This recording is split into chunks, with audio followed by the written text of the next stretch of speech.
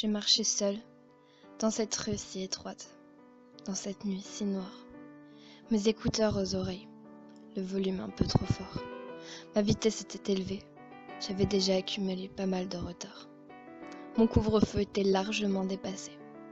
Je sortais d'une soirée avec des amis. Ce n'était pas la première fois que je quittais le bal après minuit.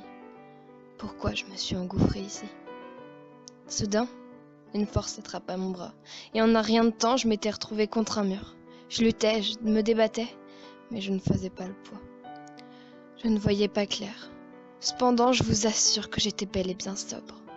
Puis j'ai croisé ses yeux, son regard fou et monstrueux. Je ne saurais pas vous dire si je les ai reconnus. Peut-être, ils me connaissaient.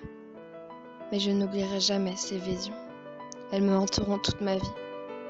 Pétrifiée, je sentais ses mains se balader sur mon corps, par-dessus ou bien par-dessous mes vêtements.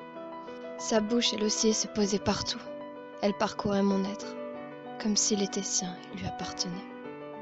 Ce monstre allait de plus en plus loin, et moi, j'étais fatiguée de combattre ce démon.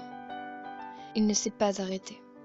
Il a continué, et il a même pénétré mon âme. Il a réussi à s'emparer de moi. Il prenait un plaisir fou. J'aurais aimé crier, mais ma voix ne pouvait pas porter mes mots. J'aurais aimé m'enfuir, mais mes jambes ne me supportaient plus.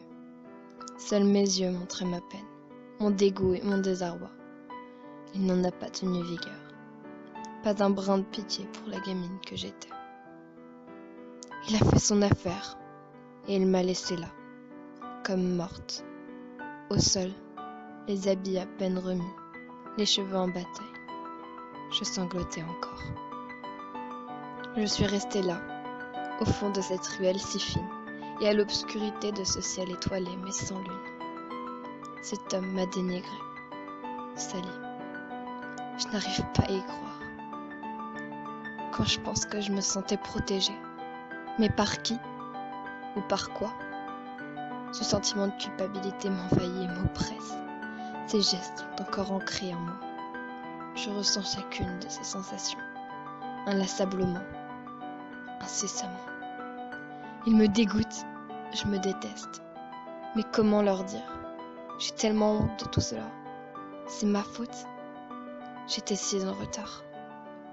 Comment leur avouer que la petite fille que j'étais s'est faite violer?